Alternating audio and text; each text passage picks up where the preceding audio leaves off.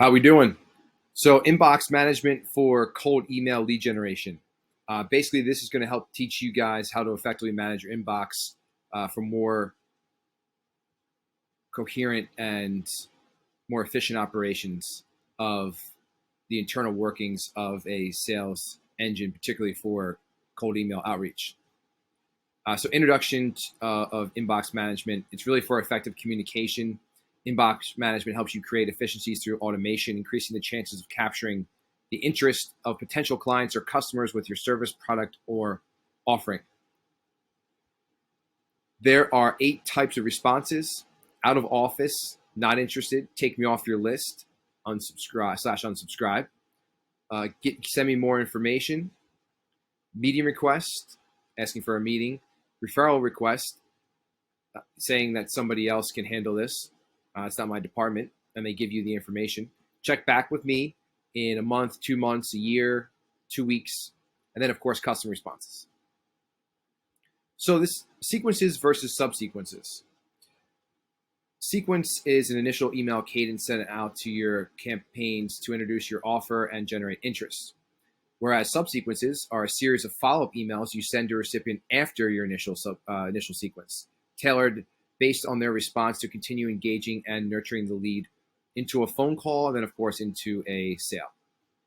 So sequence, we utilize 4 emails.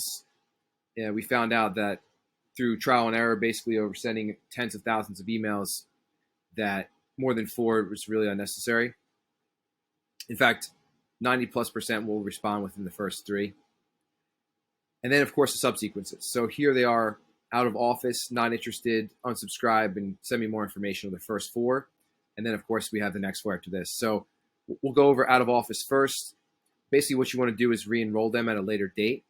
We suggest at least 3 weeks because people don't go on vacation for more than 2 generally, unless you're, I guess, European. But if you're targeting the United States market, which most people are, it's generally about 2 weeks max, unless, of course, it's maternity leave or paternity leave.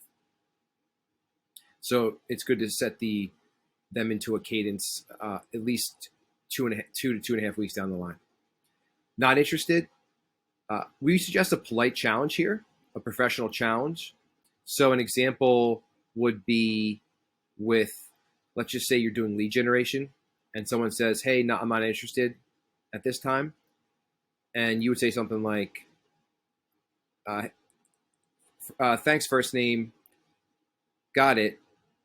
Just curious, when would be a better time to get 1 to 2 new clients a month? All the best, Bob.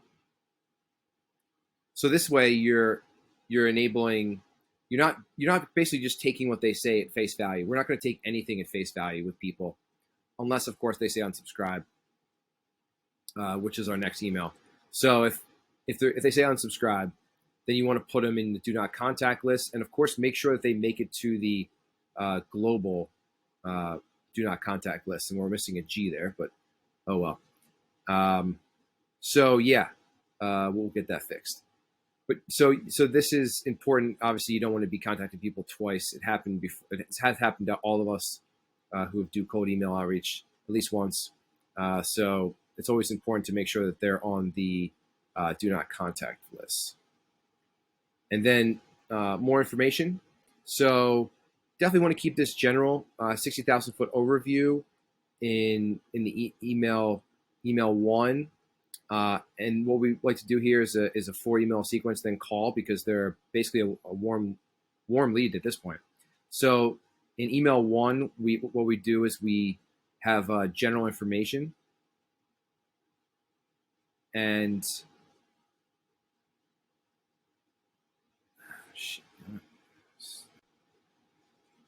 sequence and subsequence. So our sequence is going to be 4 emails. 4 emails, as we found, sending tens of thousands of emails over the course of years, that really more than 4 is unnecessary. 90+% of people we found through tens of thousands of emails and perhaps hundreds of thousands over the years really only they respond in the first 3 emails if they're going to respond. So subsequence, as you can see here, we have the out of office. not interested, unsubscribe, and more information. So the out of office is going to be re-enrolled at a later date. You want to do at least 2 weeks because at least 2 weeks. People don't generally take vacations longer than 3 weeks or 2 weeks. Of course, unless they are on maternity or paternity leave. But most of the time, you're going to be okay with this. So what you want to do is re-enroll them into the initial sequence in at least delay it 2.5 weeks, and you should be good. Not interested. So we don't want to take what anybody says at face value.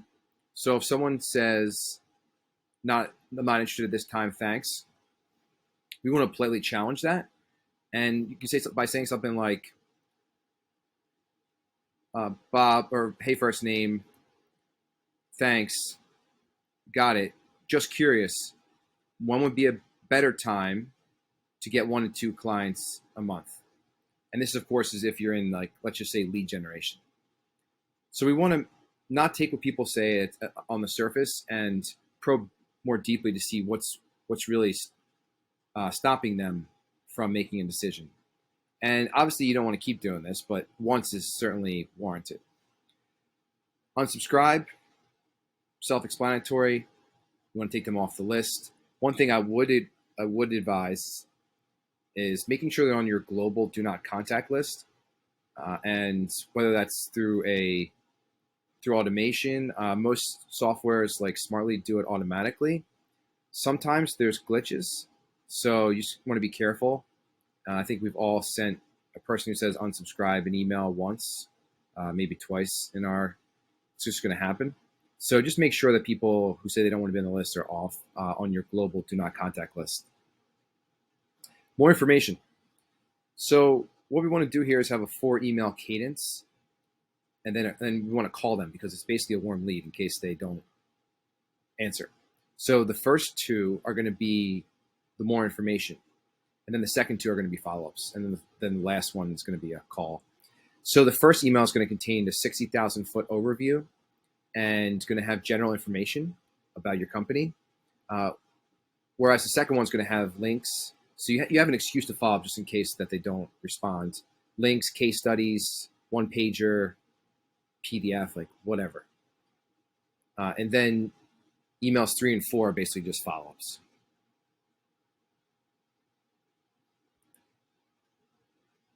All right, continuing the subsequence. So the last 4, meeting requests. So be super direct here. And again, this is a warm lead. If for some reason they don't get back to you, you want to be super direct with what you do and calculated. So all of these are going to be warm leads. Referral requests, check back with me at a later date, custom responses. Again, these are all going to show interest, and these are all warm leads now, which is great, and should go into your CRM accordingly. Whether through Zapier, Airtable, or I guess manually, you could do that. So email 1 and 2. Email 1 is going to be basically asking when's a good time to meet. Email 2 is going to be something similar, and then email 2 is going to be a follow-up. Email 3 will be a second follow-up, and then email 4 will ask if there's somebody else to talk with, and of course you can call them after that. Referral request, you want to use the referrer's full name, and you want to forward the email to the person who with whom you're directed to speak. So that's always helpful, and it usually gets people's attention quickly because it's coming from inside the company from a warm source, a trusted source. Check back with me is basically just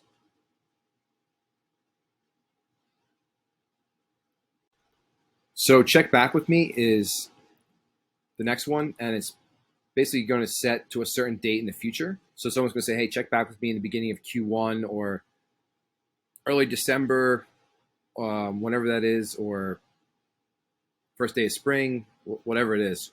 What you can do is you can set it automatically, this email, to respond in the same segment and have it targeted right around that date. And we're going to go over the copy down below, but it's super helpful to have these in as more of a delayed lead, if you will, in your pipeline. Custom responses, yeah, we're going to use a form to send to the client for help because obviously we're not going to be able to answer all of these on our own, and nor should we try to. And so we want to put it back on our client to help us out and guide us in the right direction. And it'll just be a simple form to fill out to send to them, and then they'll basically send it back with an answer that we can then forward to the potential client. So templates or not, templates are quite important. You can scale with templates. Using templates is essential for scaling your cold email lead generation. Basically, learn how to make them feel unique and personalized to each recipient. And that's what we're kind of doing with kind of spin text and syntax in these templates that we'll show you in a little while. But definitely you want to use templates. Otherwise, it's just going to be way too expensive, and it's not going to be scalable. We tried. You don't want to personalize it for everybody. Tech stack. So what would be important to utilize for this? Oh, I forgot to press the present button. There we go. Tech stack. So what's important for this is basically SmartLead, Airtable or Zapier, Front, and then Apollo/ZoomInfo. SmartLead is the best email sending tool that we found. There's a lot of tools out there, but SmartLead tends to be the best in terms of performance, consistency, its warm-up features, deliverability, customer support, etc.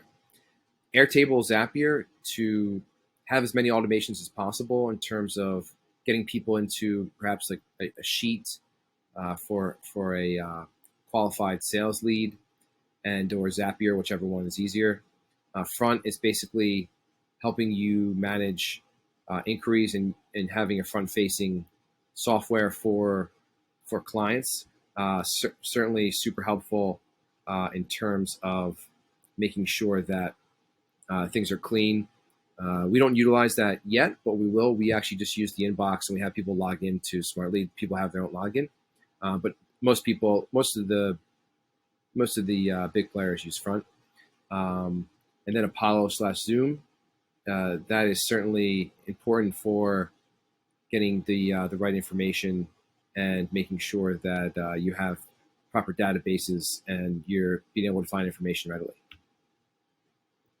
All right, so what if they don't respond?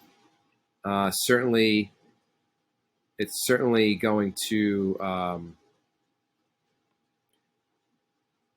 hinder your chances of success. However, we suggested, as we suggested above, to call them. So if a recipient doesn't respond to your subsequence, definitely want to reach out by via phone. No phone number. Check out ZoomInfo or Apollo and give them a shout. It'll be super helpful. They're all warm. At least 4 out of the 8, perhaps 5 out of the 8 are warm leads. So very important. All right. So here is copy of our first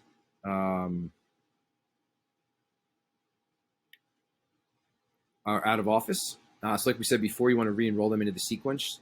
This is best to be done in 2 to 3 weeks, really. I put 3 weeks in, but 2 to 3 weeks, because most people don't go on vacation for more than 2 weeks. That's the reasoning, unless maternity or paternity leave. So adjust accordingly. Not interested, like we said, challenge them politely. Never take what they say at face value. For example, with the lead generation company, first name, got it, thanks. Just curious, when would be a better time to get 1 to 2 new clients per month? Just politely, see what they say. Sometimes it has turned into leads, and then very few have, but some do turn into sales. Unsubscribe, of course, something simple like first name, got it, will do. Enjoy the rest of your week. Spin, close, and quote, and make sure they're on your global unsubscribe list. And then someone who wants more information.